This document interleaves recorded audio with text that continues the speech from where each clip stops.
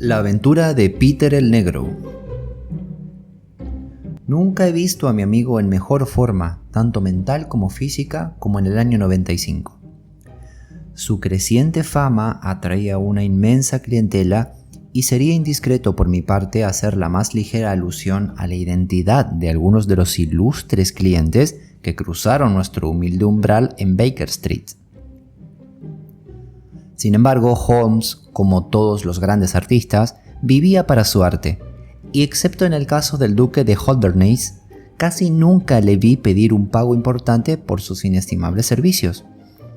Era tan poco materialista o tan caprichoso que con frecuencia se negaba a ayudar a los ricos y poderosos cuando su problema no le resultaba interesante, mientras que dedicaba semanas de intensa concentración a los asuntos de cualquier humilde cliente cuyo caso presentara aquellos aspectos extraños y dramáticos que excitaban su imaginación y ponían a prueba su ingenio. En aquel memorable año de 1895, una curiosa y extravagante serie de casos había atraído su atención. Desde la famosa investigación sobre la súbita muerte del cardenal Tosca, investigación que llevó a cabo por expreso deseo de su santidad el Papa, hasta la detención de Wilson, el conocido amaestrador de canarios, con la que eliminó un foco de infección en el East End de Londres. Pisándole los talones a estos dos célebres casos, llegó la tragedia de Woodman's Lee, con las misteriosísimas circunstancias que rodearon la muerte del capitán Peter Carey. La crónica de las hazañas del señor Sherlock Holmes quedaría incompleta si no incluyera algunos informes sobre este caso tan insólito. Durante la primera semana de julio, mi amigo se estuvo ausentando de nuestros aposentos tan a menudo y durante tanto tiempo que comprendí que algo se traía entre manos.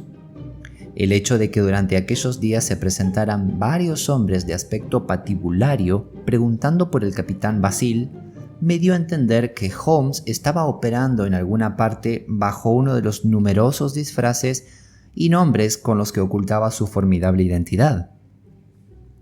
Tenía por lo menos 5 pequeños refugios en diferentes partes de Londres en los que podía cambiar de personalidad.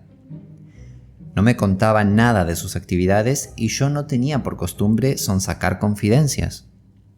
La primera señal concreta que me dio acerca del rumbo de sus investigaciones fue verdaderamente extraordinaria. Había salido antes del desayuno y yo me había sentado a tomar el mío cuando entró dando zancadas en la habitación, con el sombrero puesto y una enorme lanza de punta dentada bajo el brazo, como si fuera un paraguas. «¡Válgame Dios, Holmes!», exclamé. «¿No me irá usted a decir que ha estado andando por Londres con ese trasto?». «Fui en coche a la carnicería y volví». «¿La carnicería?». «Y vuelvo con un apetito excelente. No cabe duda, querido Watson, de lo bueno que es hacer ejercicios antes de desayunar. Pero apuesto a que no adivina usted qué clase de ejercicio he estado haciendo». «No pienso ni intentarlo». Holmes soltó una risita mientras se servía café. «Si hubiera usted podido asomarse a la trastienda de Allardyce, habría visto un cerdo muerto colgado de un gancho en el techo y un caballero en mangas de camisa dándole furiosos lanzazos con esta arma. Esa persona tan enérgica era yo, y he quedado convencido de que por muy fuerte que golpeara no podía traspasar al cerdo de un solo lanzazo. ¿Le interesaría probar a usted?». «Por nada del mundo». «Pero, ¿por qué hace usted esas cosas?». «Porque me pareció que tenía alguna relación indirecta con el misterio de Woodman's Lee». «Ah, Hopkins, recibí su telegrama anoche y le estaba esperando. Pase y únase a nosotros». Nuestro visitante era un hombre muy despierto, de unos 30 años de edad, que vestía un discreto traje de lana, pero conservaba el porte erguido de quien estaba acostumbrado a vestir uniforme. Lo reconocí al instante como Stanley Hopkins, un joven inspector de policía en cuyo futuro Holmes tenía grandes esperanzas, mientras que él, a su vez, profesaba la admiración y el respeto de un discípulo por los métodos científicos del famoso aficionado. Hopkins traía un gesto sombrío y se sentó con aire de profundo abatimiento. «No, gracias, señor. Ya desayuné antes de venir. He pasado la noche en Londres porque llegué ayer para presentar mi informe. ¿Y qué informe tenía usted que presentar? Un fracaso, señor, un fracaso absoluto. ¿No ha hecho ningún progreso? Ninguno. Vaya, por Dios, tendré que echarle un vistazo al asunto. Hágalo, señor Holmes, por lo que más quiera. Es mi primera gran oportunidad y ya no sé qué hacer. Por amor de Dios, venga y écheme una mano. Bien. Da la casualidad de que ya he leído con bastante atención toda la información disponible, incluyendo el informe de la investigación policial. Por cierto, ¿qué le parece a usted esa petaca encontrada en el lugar del crimen? ¿No hay ahí ninguna pista? Hopkins se mostró sorprendido. Era la petaca del muerto, señor Holmes. Tenía sus iniciales en la parte de dentro, y además era de piel de foca y él había sido cazador de focas. ¿Pero no tenía pipa? No, señor, no encontramos ninguna pipa. La verdad es que fumaba muy poco. Sin embargo, es posible que llevara algo de tabaco para sus amigos. Sin duda. Lo menciono tan solo porque si yo hubiera estado encargado del caso, me habría sentido inclinado a tomar eso como punto de partida de mi investigación. Sin embargo, mi amigo el Dr. Watson no sabe nada de este asunto y a mí no me vendría mal escuchar una vez más el relato de los hechos. Háganos un breve resumen de lo más esencial. Stanley Hopkins sacó del bolsillo una hoja de papel. Tengo unos cuantos datos que resumen la carrera del difunto, el capitán Peter Carey. Nació en el 45, así que tenía 50 años. Había sido un valeroso y próspero cazador de ballenas y focas. En 1883 mandaba el vapor Sea Unicorn en Dundee, dedicado a la caza de focas. Realizó varios viajes seguidos, bastante provechosos, y al año siguiente, 1884, se retiró. Después se dedicó a viajar durante unos años y por fin adquirió una pequeña propiedad llamada Woodsman Lee, cerca de Forest Row, en Sussex. Allí ha vivido durante 6 años y allí murió. Hoy hace una semana. El hombre tenía algunas facetas bastante peculiares. En su vida privada era un estricto puritano, un tipo callado y sombrío. Vivía con su esposa, su hija de 20 años y 2 sirvientas. Estas 2 cambiaban constantemente, ya que la vida de su casa no era muy alegre y a veces resultaba totalmente insoportable. El hombre se emborrachaba con frecuencia y cuando le daba el ataque se convertía en un completo demonio. Más de una vez sacó de casa a su mujer y a su hija en mitad de la noche, persiguiéndolas a latigazos por el jardín hasta que todo el pueblo se despertaba con los gritos. Una vez compareció ante el juez por haber agredido brutalmente al anciano vicario, que había ido a casa a reprenderle por su conducta. En pocas palabras, señor Holmes, costaría trabajo encontrar un tipo más peligroso que el capitán Peter Carey, y me han dicho que tenía el mismo carácter cuando estaba al mando de su barco. En el oficio se le conocía como Peter el Negro, no solo por su rostro atezado y el color de su poblada barba, sino también por sus arrebatos, que eran el terror de todos los que le rodeaban. Ni qué decir tiene que todos sus vecinos lo odiaban y procuraban evitarlo, y que no he oído una sola palabra de lamentación por su terrible final. Seguramente, señor Holmes, en el informe de la indagación habrá leído acerca del camarote de Carey, pero puede que su amigo no sepa nada de esto. Se había construido una cabaña de madera que él siempre llamaba el camarote, a unos cientos de metros de la casa, y dormía en ella todas las noches. Era una cabañita pequeña con una sola habitación de unos 5 metros por 3. Guardaba la llave en el bolsillo y él mismo se hacía la cama, limpiaba y no permitía que nadie más traspasara el umbral. A cada lado hay unas ventanas pequeñas, cubiertas por cortinas y que nunca se abrían. Una de estas ventanas daba a la carretera, y la gente que veía la luz por la noche solía señalarla, preguntándose qué estaría haciendo allí Peter el Negro. Esta, señor Holmes, es la ventana que nos proporcionó una de las pocas informaciones concretas que salieron a relucir en la indagación. Recordará usted que un albañil llamado Slater, que venía andando desde Forest Row a eso de las 1 de la madrugada, 2 días antes del crimen, se detuvo al pasar junto al terreno y se fijó en el cuadrado de luz que brillaba entre los árboles. Este albañil jura que a través de la cortina se veía claramente la silueta de un hombre con la cabeza girada hacia un lado y que esta silueta no era de ningún modo la de Peter Carey, al que él conocía muy bien. Era la silueta de un hombre barbudo, pero de barba corta y erizada hacia adelante, muy diferente de la del capitán. Eso es lo que dice, pero había estado 2 horas en el bar y hay bastante distancia entre la carretera hasta la ventana. Además, esto sucedió el lunes y el crimen se cometió el miércoles. El martes, Peter Carey se encontraba en uno de sus peores momentos, cegado por la bebida y tan peligroso como una fiera salvaje. Anduvo rondando por la casa y las mujeres salieron huyendo al oírlo venir. A última hora de la tarde se fue a su cabaña. A eso de las 2 de la mañana, su hija, que dormía con la ventana abierta, oyó un grito espantoso que venía de aquella dirección. Pero como no tenía nada de extraño que aullara y vociferara cuando estaba borracho, no hizo caso. A las 7, al levantarse, una de las sirvientas se fijó en que la puerta de la cabaña estaba abierta. Pero tal era el terror que aquel hombre inspiraba que hasta mediodía nadie se atrevió a acercarse a ver qué le había sucedido. Al atisbar por la puerta abierta, vieron un espectáculo que las hizo salir corriendo hacia el pueblo con el rostro lívido de espanto. En menos de 1 hora yo ya estaba allí y me había hecho cargo del caso. Bueno, como usted sabe, señor Holmes, yo tengo los nervios bastante bien templados, pero le doy mi palabra de que me estremecí cuando metí la cabeza en aquella cabaña. Estaba llena de moscas y moscardones que zumbaban como un armonio, y las paredes parecían las de un matadero.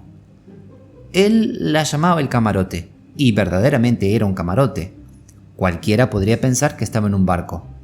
Había una litera en un extremo, un cofre de marino, mapas y cartas de navegación, una fotografía del Sea Unicorn, una hilera de cuadernos de bitácora en un estante, exactamente todo lo que uno esperaría encontrar en el camarote de un capitán. Y en medio de todo ello estaba él, con el rostro contorsionado como un alma condenada y sometida a tormento, y la frondosa barba apuntando hacia arriba en un gesto de agonía. Su ancho pecho estaba atravesado por un arpón de acero que le salía por la espalda y se hundía profundamente en la pared que tenía detrás. Estaba clavado igual que un escarabajo de colección.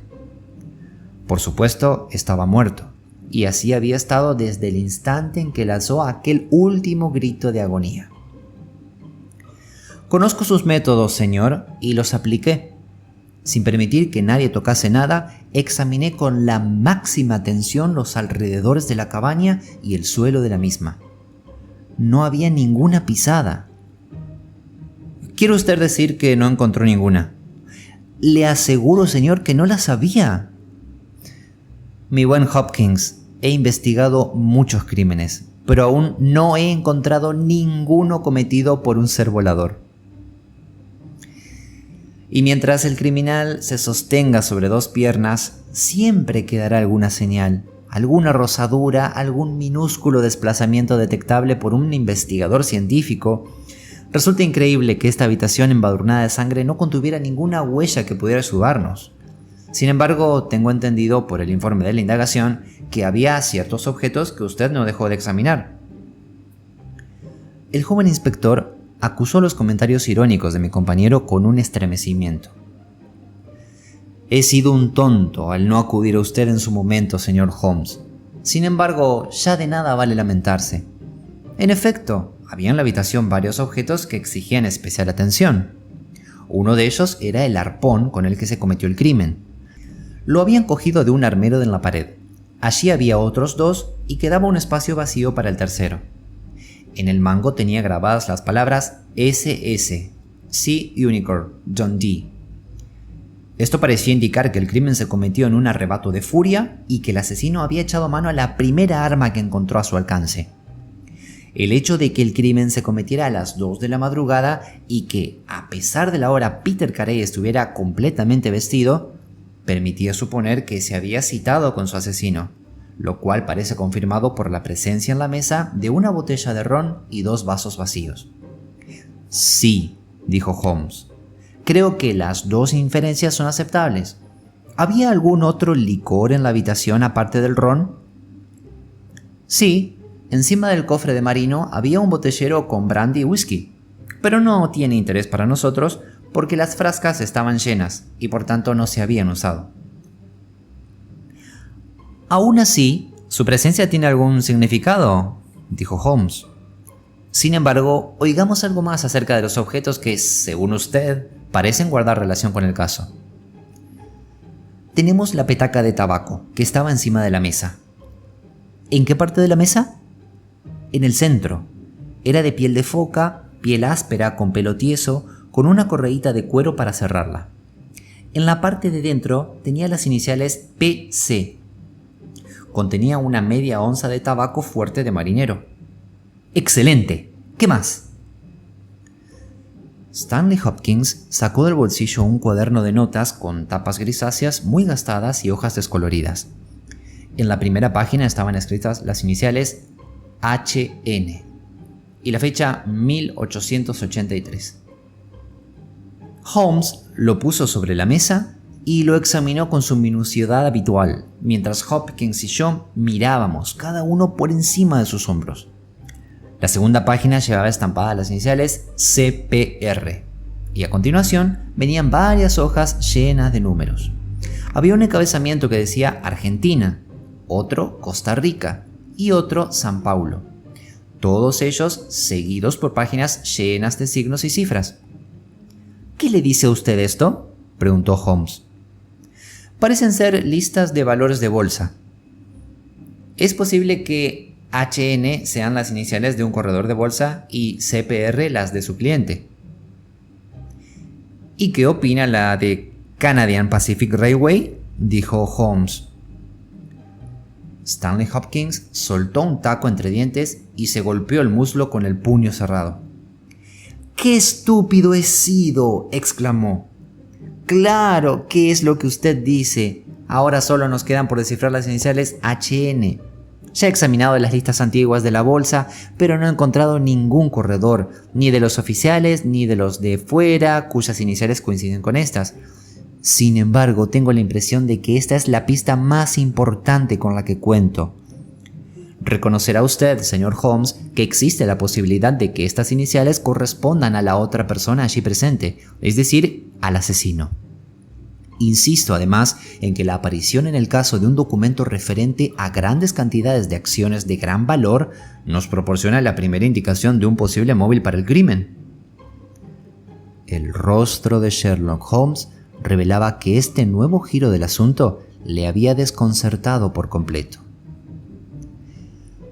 Tengo que admitir esos 2 argumentos suyos, dijo. Confieso que este cuaderno, que no se mencionaba en el informe, modifica cualquier opinión que yo me pudiera haber formado.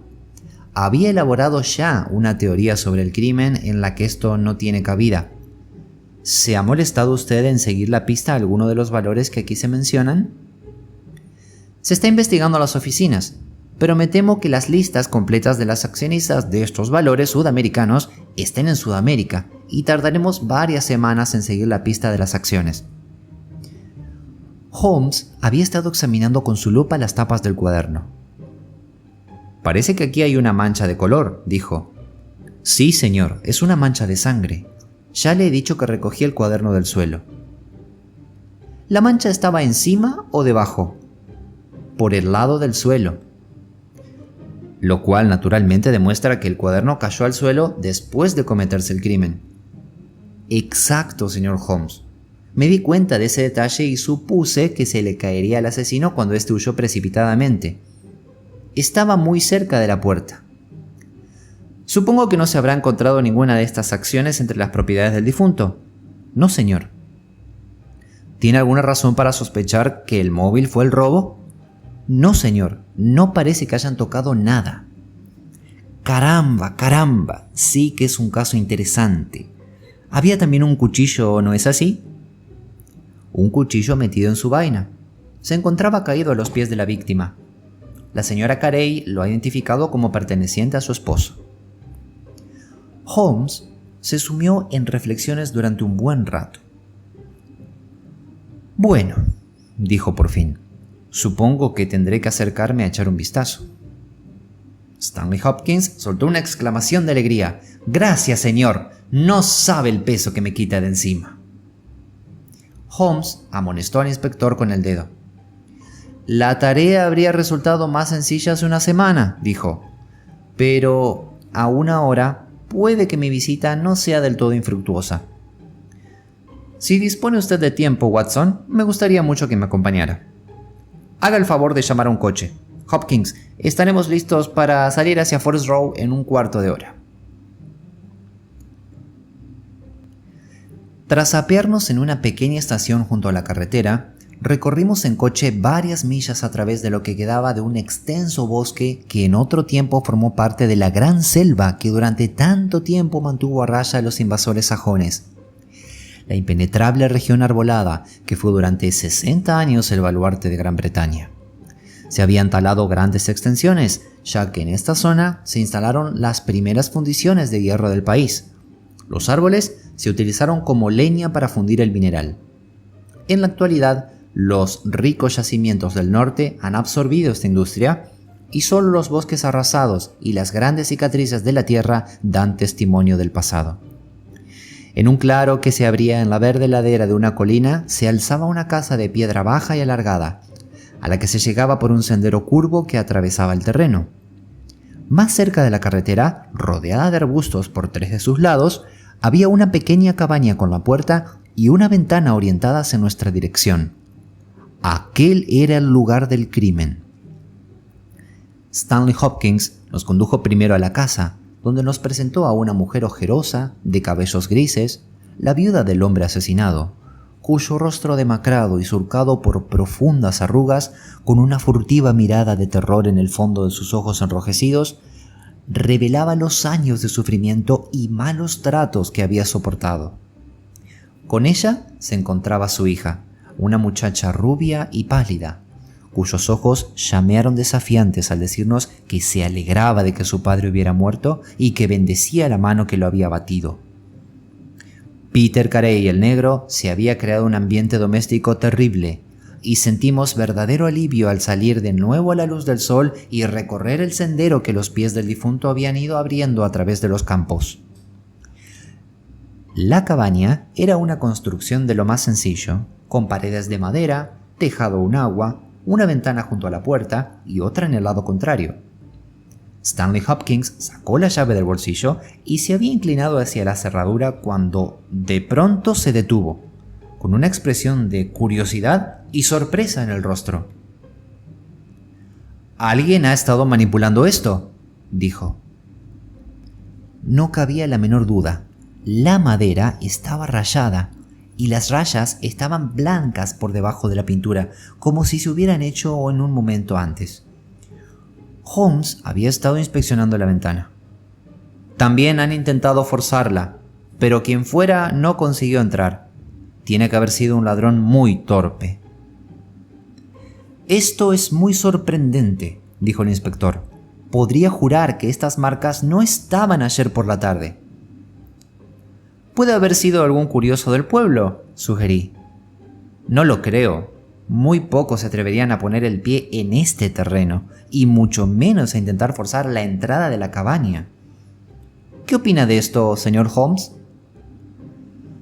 «Opino que la suerte nos ha sido muy propicia». «¿Quiere decir que esta persona volverá?» «Es muy probable. Vino esperanzado en encontrar la puerta abierta. Trató de forzarla con la hoja de una navajita de bolsillo y no lo consiguió. ¿Qué va a hacer a continuación?» «Volverá la noche siguiente con una herramienta más eficaz». «Eso me parece a mí. Sería un fallo por nuestra parte no estar aquí para recibirlo. Mientras tanto, déjeme ver el interior de la cabaña». Se habían borrado las huellas de la tragedia, pero el mobiliario de la pequeña habitación seguía igual que la noche del crimen. Durante 2 horas, Holmes examinó con la máxima concentración todos los objetos, uno por uno, pero al final su expresión demostraba que la búsqueda no había dado frutos. Solo una vez hizo una pausa en su concienzuda investigación. ¿Has sacado algo de este estante, Hopkins? No, no he tocado nada. ¿Se han llevado algo? En la esquina del estante hay menos polvo que en el resto. Puede haber sido un libro que estaba tumbado, o una caja. En fin, no puedo hacer más. Demos un paseo por este hermoso bosque, Watson, y dediquemos unas horas a los pájaros y a las flores. Nos reuniremos aquí mismo más tarde, Hopkins, y veremos si podemos entablar contacto con el caballero que vino de visita anoche. Eran más de las 11 cuando tendimos nuestra pequeña emboscada. Hopkins era partidario de dejar abierta la puerta de la cabaña, pero Holmes opinaba que aquello despertaría las sospechas del intruso. La cerradura era de las más sencillas y bastaba con un cuchillo fuerte para hacerla saltar. Además, Holmes propuso que no aguardáramos dentro de la cabaña, sino fuera, entre los arbustos que crecían en torno a la ventana del fondo. De este modo podríamos observar a nuestro hombre si éste encendía la luz y descubrir cuál era el objeto de su furtiva visita nocturna. Fue una guardia larga y melancólica, pero aún así sentimos algo de la emoción que experimenta el cazador cuando acecha junto a la charca de agua en espera de la llegada de la fiera sedienta. ¿Qué clase de bestia salvaje podía caer sobre nosotros desde la oscuridad? ¿Sería un feroz tigre del crimen, al que solo podríamos capturar tras dura lucha con uñas y dientes? ¿O resultaría ser un taimado chacal, peligroso tan solo para los débiles y descuidados? Permanecimos agazapados en absoluto silencio entre los arbustos, esperando que llegara lo que pudiera llegar. Al principio, los pasos de algunos aldeanos rezagados o el sonido de voces procedentes de la aldea entretenían nuestra espera, pero poco a poco estas interrupciones se fueron extinguiendo y quedamos envueltos en un silencio absoluto, con la excepción de las campanas de la lejana iglesia que nos informaban del avance de la noche y del repiqueteo de una fina lluvia que caía entre el follaje que nos cobijaba. Acababan de sonar las 2:30 en las horas más oscuras que preceden al amanecer, cuando todos nos sobresaltamos al oír un ligero pero inconfundible chasquido procedente de la puerta de la finca. Alguien había entrado en el sendero. De nuevo se hizo un largo silencio, y yo empezaba a temer que hubiera sido una falsa alarma, cuando oímos pasos sigilosos al otro lado de la cabaña, seguidos al instante por roces y chasquidos metálicos. El desconocido trataba de forzar la cerradura. Esta vez fue más hábil y contaba con un instrumento mejor, porque se oyó un brusco chasquido y el chirriar de las bisagras. Luego se encendió una cerilla, y un instante después la firme llama de una vela iluminaba el interior de la cabaña. Nuestros ojos se clavaron a través de los visillos de gasa en la escena que se desarrollaba dentro. El visitante nocturno era un hombre joven, delgado y frágil, con un bigote negro que acentuaba la palidez mortal de su rostro. No podía tener mucho más de 20 años. Jamás he visto un ser humano que diera tan patéticas muestras de miedo. Le castañeteaban los dientes y temblaba de pies a cabeza. Iba vestido como un caballero, con chaqueta Norfolk y pantalones de media pierna, y se tocaba con una gorra de paño. Le vimos mirar en torno suyo con ojos asustados. A continuación, colocó el cabo de vela sobre la mesa y desapareció de nuestra vista, hacia uno de los rincones. Reapareció con un libro voluminoso, uno de los cuadernos de bitácora alineados sobre los estantes. Se apoyó en la mesa y fue pasando hojas rápidamente hasta encontrar la anotación que buscaba. Entonces hizo un gesto iracundo con el puño, cerró el libro, volvió a colocarlo en el rincón y apagó la luz. Apenas había dado media vuelta para salir de la cabaña cuando la mano de Hopkins cayó sobre su cuello y pude oír el fuerte gemido de espanto que el individuo dejó escapar al comprender que estaba atrapado. Se encendió de nuevo la vela y contemplamos a nuestro miserable prisionero, tembloroso y encogido en manos del policía. Se dejó caer sobre el cofre de marino y nos miró uno a uno con expresión de desamparo. «Y ahora, querido amigo», dijo Stanley Hopkins, «¿quién es usted y qué busca aquí?». El hombre se recompuso y se enfrentó a nosotros, esforzándose por mantener la serenidad. «Son ustedes policías, ¿verdad?», dijo. «¿Y creen que estoy complicado en la muerte del capitán Peter Carey? Les aseguro que soy inocente». «Eso ya lo veremos», dijo Hopkins. «En primer lugar, ¿cómo se llama usted?». «John Hopley Nelligan».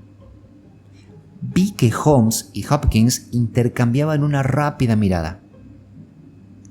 «¿Qué está usted haciendo aquí?». «¿Puedo hablar confidencialmente?». «No, desde luego que no». «¿Y por qué iba a decírselo?». «Si no tiene respuesta, puede pasarlo muy mal en el juicio». El joven se estremeció. «Está bien, se lo diré». «¿Por qué no habría de hacerlo? Aunque me repugna la idea de que el viejo escándalo vuelva a salir a la luz, ¿han oído hablar de Dawson and Nelligan?». Por la expresión de Hopkins me di cuenta de que él conocía el nombre, pero Holmes mostró un vivo interés. «¿Se refiere usted a los banqueros del West Country?», dijo. «Se declararon en quiebra dejando a deber 1 millón, arruinando a la mitad de las familias del condado de Cornwalls, y Nelligan desapareció». «Exacto, Nelligan era mi padre». Por fin estábamos llegando a algo concreto, aunque todavía parecía existir un largo trecho de distancia entre un banquero fugitivo y el capitán Peter Carey, clavado a la pared con uno de sus propios arpones. Todos escuchamos con la máxima atención las palabras del joven. «Mi padre era el verdadero responsable. Dawson estaba ya retirado.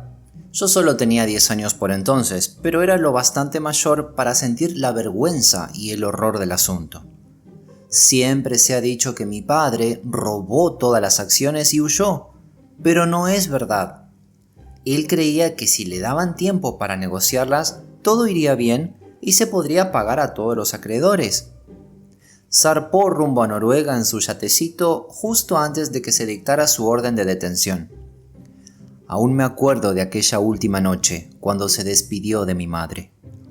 Nos dejó una lista de valores que se llevaba y juró que regresaría con su honor reparado y que ninguno de los que habían confiado en él saldrían perjudicados.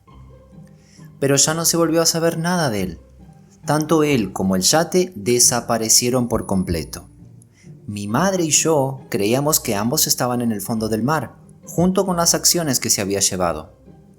Sin embargo, teníamos un amigo de confianza que se dedica a los negocios y que descubrió hace algún tiempo que algunos de los valores que se llevó mi padre habían reaparecido en el mercado de Londres. ¿Pueden ustedes imaginarse nuestro asombro? Me pasé meses intentando seguirles la pista y por fin, tras muchas decepciones y dificultades, descubrí que el vendedor original había sido el capitán Peter Carey, propietario de esta choza. Como es natural, hice algunas averiguaciones acerca de este hombre y así supe que había estado al mando de un ballenero que regresaba del Ártico precisamente cuando mi padre navegaba hacia Noruega. El otoño de aquel año fue muy tormentoso, con una larga serie de galernas del sur. Cabía la posibilidad de que hubiera arrastrado el yate de mi padre hacia el norte, donde pudo encontrarse con el barco del capitán Carey. Y si esto fue lo que ocurrió, ¿qué había sido de mi padre? En cualquier caso, si la declaración de Peter Carey me servía para demostrar cómo habían llegado al mercado aquellas acciones, podría demostrar que mi padre no las había vendido y que no se las llevó con afán de lucro personal. Vine a Sussex con la intención de ver al capitán, pero justo entonces ocurrió su terrible muerte. En el informe de la indagación leí una descripción de esta cabaña, en la que se decía que aquí se guardaban los viejos cuadernos de bitácora de su barco. Se me ocurrió entonces que, si podía enterarme de lo que ocurrió a bordo del Sea Unicorn en el mes de agosto de 1883, podría resolver el misterio de la desaparición de mi padre. Vine anoche, dispuesto a mirar los libros, pero no conseguí abrir la puerta. Esta noche lo volví a intentar, con éxito, pero descubrí que las páginas correspondientes a ese mes habían sido arrancadas del libro. Y en ese momento caí preso en sus manos. ¿Eso es todo?, preguntó Hopkins. Sí, es todo, dijo el joven desviando la mirada. ¿No tiene nada más que decirnos? El joven vaciló. No, nada. ¿No había estado aquí antes de anoche? No. Entonces, ¿cómo explica esto?, exclamó Hopkins, esgrimiendo el cuaderno acusador con las iniciales de nuestro prisionero en la primera hoja y la mancha de sangre en la cubierta. El desdichado se desmoronó, sepultó la cara entre las manos y se puso a temblar de pies a cabeza. ¿De dónde lo ha sacado?, gimió. No lo sabía, creía que lo había perdido en el hotel. Con esto basta, dijo Hopkins secamente. Si tiene algo más que decir, podrá decírselo al tribunal. Ahora tendrá que venir andando conmigo hasta la comisaría. Bien, señor Holmes, le quedo muy agradecido a usted y a su amigo por haber venido a ayudarme. Tal como han salido de las cosas, su presencia ha resultado innecesaria y yo habría podido llevar el caso a buen término sin ustedes, pero a pesar de todo, les estoy agradecido. He hecho reservar habitaciones para ustedes en el Hotel Bramley, así que podemos ir todos juntos hasta el pueblo. Bien, Watson, ¿qué opina usted de todo esto?, me preguntó Holmes a la mañana siguiente durante el viaje de regreso a Londres. Me doy cuenta de que usted no ha quedado satisfecho. Oh, sí, querido Watson, estoy muy satisfecho. Claro que los métodos de Stanley Hopkins no me convencen. Me ha decepcionado este Stanley Hopkins. Esperaba mejores cosas de él. Siempre hay que buscar una posible alternativa y estar preparado para ella. Es la primera regla de la investigación criminal. ¿Y cuál es aquí la alternativa? La línea de investigación que yo he venido siguiendo. Puede que no conduzca a nada, es imposible saberlo, pero al menos la voy a seguir hasta el final. Varias cartas aguardaban a Holmes en Baker Street. Echó mano a una de ellas, la abrió y estalló en una triunfal explosión de risa. ¡Excelente, Watson! La alternativa se va desarrollando. ¿Tiene usted impresos para telegramas? Escriba por mí un par de mensajes. Summer, agente naviero, Radcliffe Highway. Envíe 3 hombres que lleguen mañana a las 10 de la mañana. Basil. Ese es mi nombre por esos barrios. El otro es para el inspector Stanley Hopkins, 46 Lord Street, Brixton. Venga a desayunar mañana a las 9:30. Importante. Telegrafíe si no puede venir. Sherlock Holmes. Ya está, Watson. Este caso infernal me ha estado atormentando durante 10 días. Con esto lo destierro por completo de mi presencia y confío en que a partir de mañana no volvamos ni a oírlo mencionar. El inspector Stanley Hopkins se presentó a la hora exacta y los 3 nos sentamos a gustar el excelente desayuno que la señora Hudson había preparado. El joven policía estaba muy animado por su éxito. ¿Está usted convencido de que su solución es la correcta?, preguntó Holmes. No podría imaginar un caso más completo. A mí no me pareció concluyente. Me asombra usted, señor Holmes. ¿Qué más se puede decir? ¿Es que su explicación abarca todos los hechos? Sin duda alguna. He averiguado que el joven Nelligan llegó al Hotel Bramley el mismo día del crimen. Alegó que venía a jugar al golf. Aquella misma noche se presentó en Woodman's Lee, vio a Peter Carey en la cabaña, se peleó con él y lo mató con el arpón. Después, horrorizado por lo que había hecho, huyó de la cabaña y al huir se le cayó el cuaderno de notas que había llevado con el fin de interrogar a Peter Carey acerca de esos valores. Se habrá fijado usted en que algunos de ellos estaban marcados con una rayita y otros, la gran mayoría, no lo estaban. Las acciones marcadas se han localizado en el mercado de Londres. Las otras seguramente estaban todavía en poder de Carey, y el joven Nelligan, según su propia declaración, estaba ansioso por recuperarlas para quedar en paz con los acreedores de su padre. Después de huir, no se atrevió a acercarse a la cabaña durante algún tiempo, pero por fin se decidió a hacerlo para poder obtener la información que necesitaba. ¿No le parece bastante sencillo y evidente? Holmes sonrió y negó con la cabeza. Me parece que solo tiene un fallo, Hopkins, que es intrínsecamente imposible. ¿Ha probado usted a atravesar un cuerpo con un arpón? Ay, señor mío, debería usted prestar atención a esos detalles. Mi amigo Watson podrá decirle que yo me pasé toda una mañana practicando ese ejercicio. No es cosa fácil y exige un brazo fuerte y experimentado. Ese golpe se asestó con tal violencia que la punta del arpón se clavó bastante profundidad en la pared. ¿Cree usted que ese jovenzuelo anémico es capaz de una violencia tan tremenda? ¿Es este el hombre que estuvo bebiendo ron y agua mano a mano con Peter el Negro en mitad de la noche? ¿Es su perfil el que fue visto a través de la cortina 2 noches antes? No, Hopkins. A quien tenemos que buscar es a otra persona, mucho más formidable. La cara del policía se había ido poniendo cada vez más larga durante la parrafada de Holmes. Sus esperanzas y ambiciones se derrumbaban a su alrededor, pero no estaba dispuesto a abandonar sus posiciones sin lucha. No puede usted negar, Holmes, que Nelligan estuvo presente aquella noche. El cuaderno lo demuestra. Creo disponer de pruebas suficientes para satisfacer a un jurado, aunque usted aún pueda encontrarles algún fallo. Además, señor Holmes, yo ya le he echado el guante a mi hombre. En cambio, ese terrible personaje suyo, ¿dónde está? Yo diría que está subiendo la escalera, dijo Holmes muy tranquilo. Creo, Watson, que lo mejor será que tenga ese revólver al alcance de la mano. Se levantó y colocó un papel escrito sobre una mesita lateral. Ya estamos listos. Se oyó una conversación de voces roncas fuera de la habitación, y de pronto la señora Hudson abrió la puerta para anunciar que había 3 hombres que preguntaban por el capitán Basil. Hágalos pasar de uno en uno, dijo Holmes. El primero que entró era un hombrecillo rechoncho como una manzana, de mejillas sonrosadas y sedosas patillas blancas. Holmes había sacado una carta del bolsillo y preguntó: ¿Su nombre? James Lancaster. Lo siento, Lancaster, pero el puesto está ocupado. Aquí tiene medio soberano por las molestias. Haga el favor de pasar a esta habitación y esperar unos minutos. El segundo era un individuo alto y enjuto, de pelo lacio y mejillas hundidas. Dijo llamarse Huck Pattins.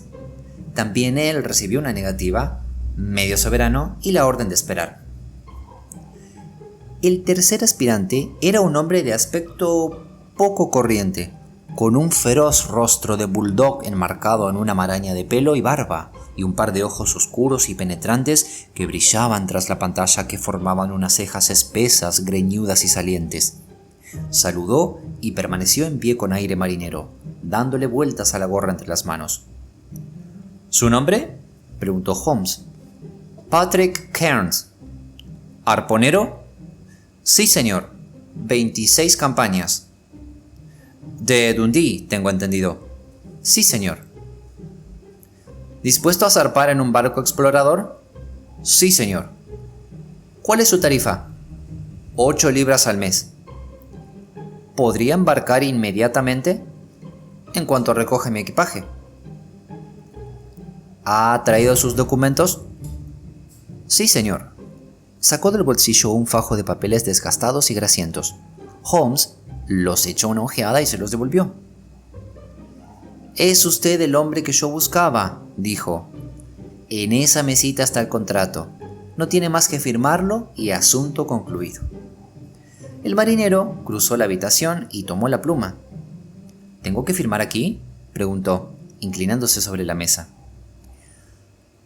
Holmes miró por encima de su hombro y pasó las 2 manos sobre el cuello del hombre. «Con esto bastará», dijo. Se oyó un chasquido de acero y un bramido como el de un toro furioso.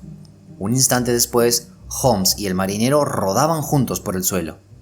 Aquel hombre tenía la fuerza de un gigante e incluso con las esposas que Holmes había cerrado tan hábilmente en torno a sus muñecas, habría dominado con facilidad a mi amigo si Hopkins y yo no hubiéramos corrido en su ayuda. Solo cuando apreté el frío cañón de mi revólver contra su sien, comprendió al fin que su resistencia era inútil. Le atamos los tobillos con una cuerda y nos incorporamos jadeando por el esfuerzo de la pelea. «La verdad es que tengo que pedirles disculpas, Hopkins», dijo Sherlock Holmes. «Me temo que los huevos revueltos se habrán quedado fríos. Sin embargo, estoy seguro de que saboreará mejor el resto de su desayuno, pensando en que ha logrado resolver su caso de manera triunfal». Stanley Hopkins estaba mudo de asombro. «No sé qué decir, señor Holmes», balbuceó por fin con el rostro enrojecido. «Me da la impresión de que he estado haciendo el ridículo de principio a fin. Ahora me doy cuenta de algo que nunca debí olvidar, que yo soy el alumno y usted es el maestro. Aún ahora veo lo que usted ha hecho, pero no sé cómo lo hizo ni lo que significa». «Bien, bien», dijo Holmes de buen humor.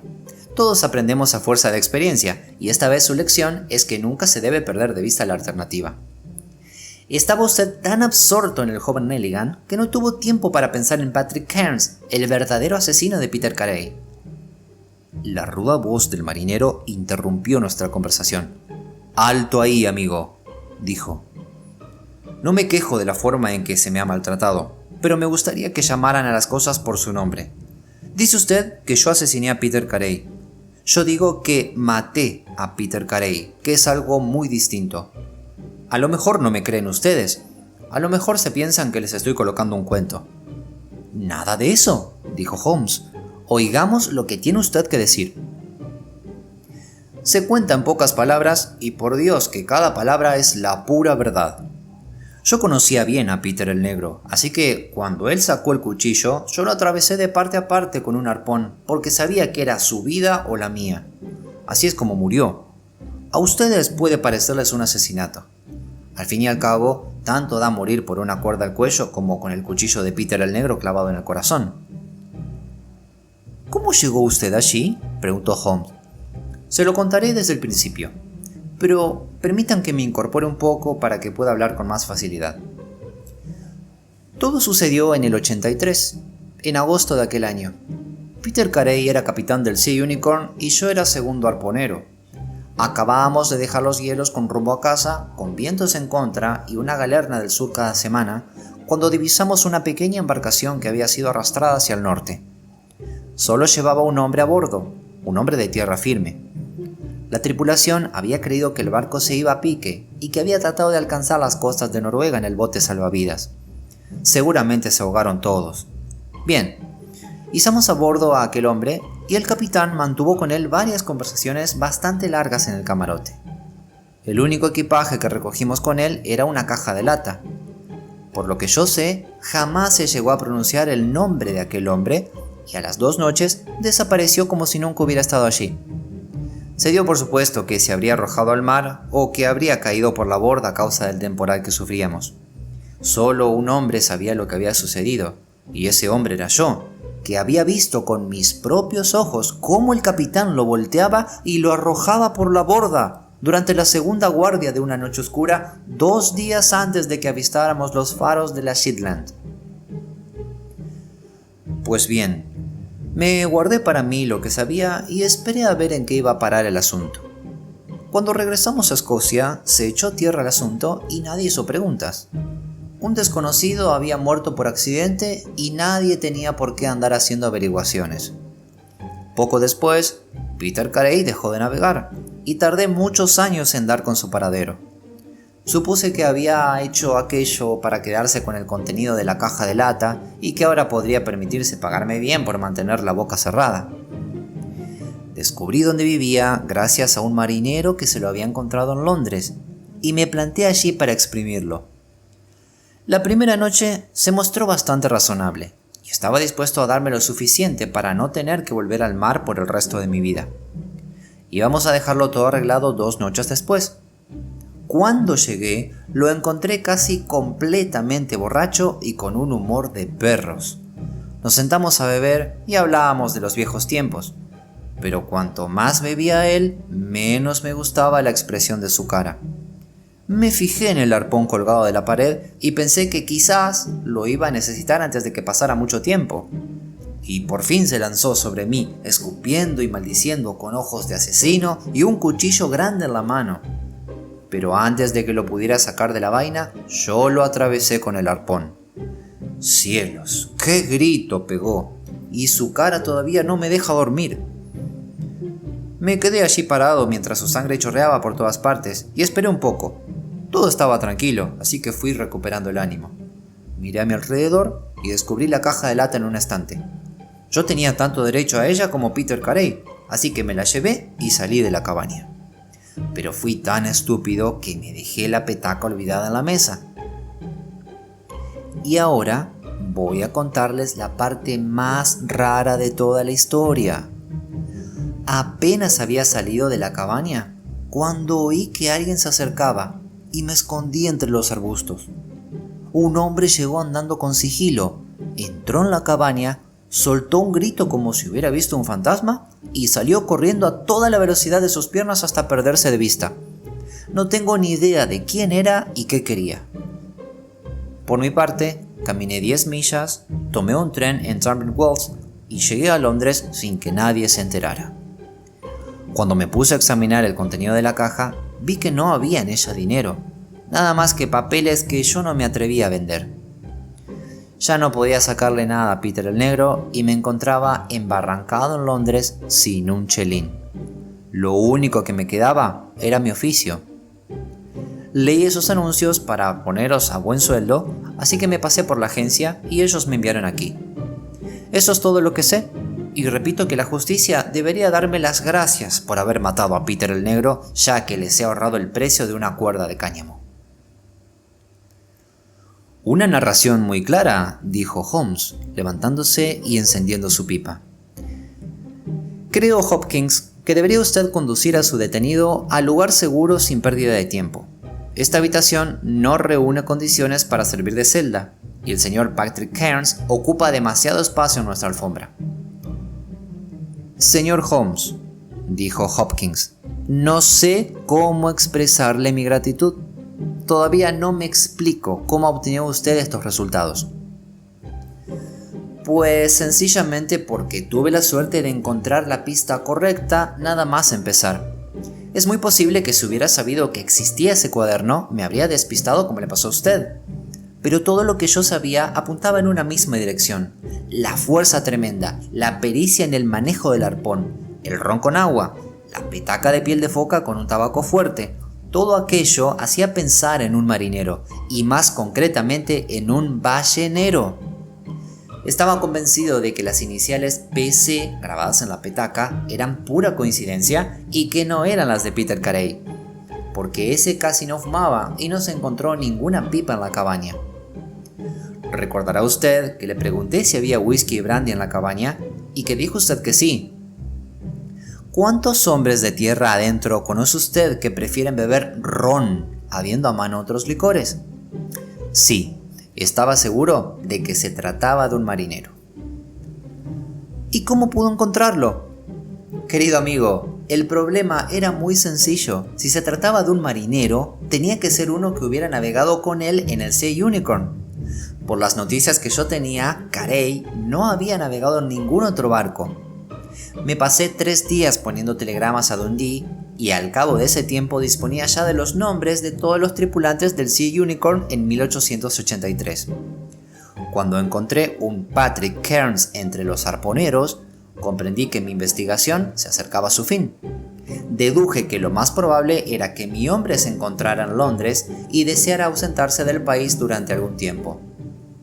Así que me pasé unos días en el East End corriendo la voz de una expedición al Ártico y ofreciendo pagas tentadoras a los arponeros dispuestos a embarcarse a las órdenes del capitán Basil.